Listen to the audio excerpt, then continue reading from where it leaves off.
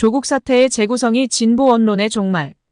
인사청문회의 취지와 상관없는 별건 수사의 내용이 조국 사태의 핵심 쟁점으로 떠올랐지만 검찰과 언론이 쏟아내는 물량 공세에 조국 가족과 민주당은 속수무책으로 당할 수밖에 없었다. 한국언론진흥재단 자료에 의하면 법무부 장관으로 지명된 2019년 8월 9일부터 12월 13일까지 조국 법무부 장관 관련 기사는 무려 10일 589건에 이르렀다. 무한 복제되는 최근 언론의 특성과 유튜브 등 뉴미디어까지 포함하면 전체 보도량은 헤아리기도 어려울 정도이다. 전북대 신문방송학과 박주현 교수가 발표한 조국 사태 보도에 있어서 언론의 이념성과 가짜 저널리즘과의 관계 연구 논문에 의하면 같은 기간 조국 사태 보도량은 조선일보가 가장 많은 696건을 차지했고 경향신문 447건, 동아일보 304건, 한겨레 259건의 순으로 나타났다. 특이한 점은 경향신문이 동아일보보다 많은 양의 조국 사태 보도를 하였다는 점이다. 신문사 규모를 감안할 때 경향이 엄청난 양의 보도를 쏟아냈다는 뜻이다. 만약 경향과 한겨레가 무방비로 노출되어 있는 조국 가족의 인권을 보호하고 검찰의 별건 수사 문제점을 질타하는 내용으로 조선동아와 차별화를 하였다면 물량면에서 보수 언론에 뒤지지 않았을 것이다. 그러나 현실은 전혀 다른 방향으로 전개되었다. 맹탕 청문회로 끝난 9월 6일 밤 검찰이 사상 최초로 인사청문 대상자의 배우자를 기소하자 해도 너무한다는 여론이 들끓었다. 들끓는 검찰개혁 여론을 잠재우고 조국 법무부 장관 사퇴까지 여론을 주도하는데 결정적 기여를 한 오보가 청문회 다음 날 SBS에 의해 탄생했다. SBS는 2019년 9월 7일 조국 아내 연구실 PC의 총장 직인 파일 발견이란 제목의 단독 기사를 통해 정경심 교수가 자신의 동양대 연구실에서 딸 조민의 표창장을 위조한 것처럼 보도했다. 이 기사는 무서운 속도로 퍼져 정 교수 기소의 정당성을 제공했으나 이후 재판 과정에서 완벽한 허위 기사였음이 밝혀졌다. SBS 단독 보도 7개월 후인 2020년 4월 8일 동양대 교원 인사팀장은 재판에 출석해 정경심 교수 PC에는 총장 직인 파일이 없었다고 증언했다.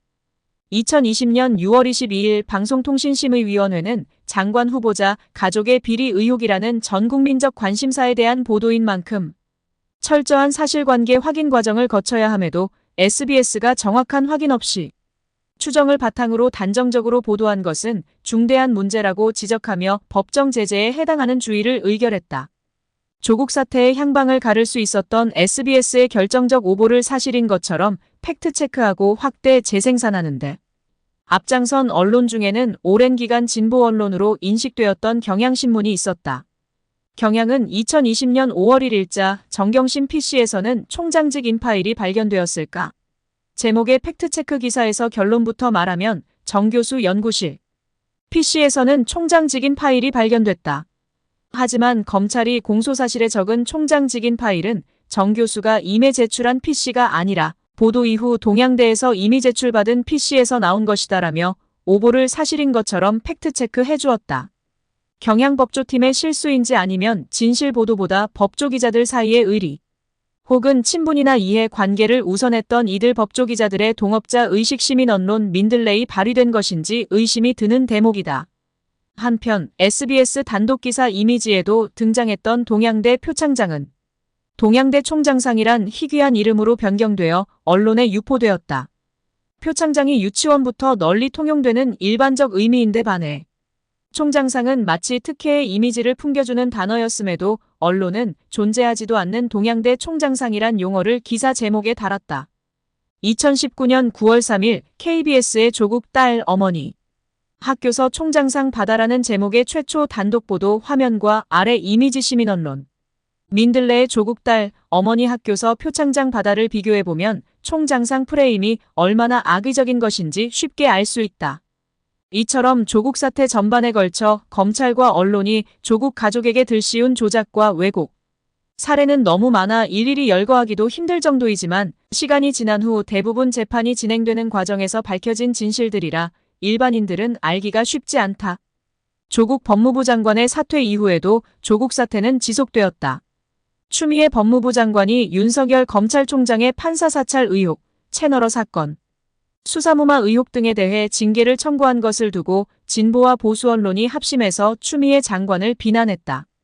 추-윤 갈등이란 타이틀로 윤석열 검찰총장 비위 사건의 본질을 희석하는데 경향신문의 단독 기사가 중요한 역할을 했다.